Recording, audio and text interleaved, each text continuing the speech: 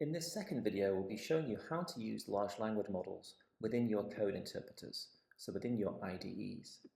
We'll be using LLMs to edit our scripts in VS Code using GitHub Copilot, and we'll be using two different LLMs to conduct these tasks.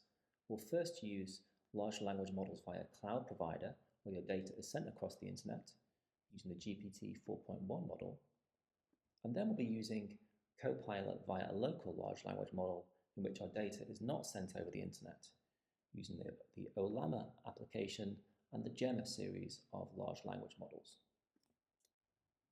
Here we are within the VS Code application. We have opened up the GitHub Copilot window, and we've selected some code and we want to change the color from red into blue. So we can request that in plain language.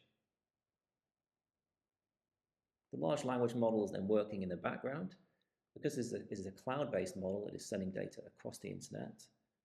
It makes a code suggestion which we can keep if we are happy with it, and our code is then amended. And here we are changing the large language model that we're using within VS Code. We're going to click OLAMA, and we'll have an option of all the different large language models which we have downloaded for us to use locally. Then we can select which model we want to use. We select the GEMMA model, and we can request code suggestions or code changes, just as we did before using the cloud-based model. So here we will request our code to make a histogram.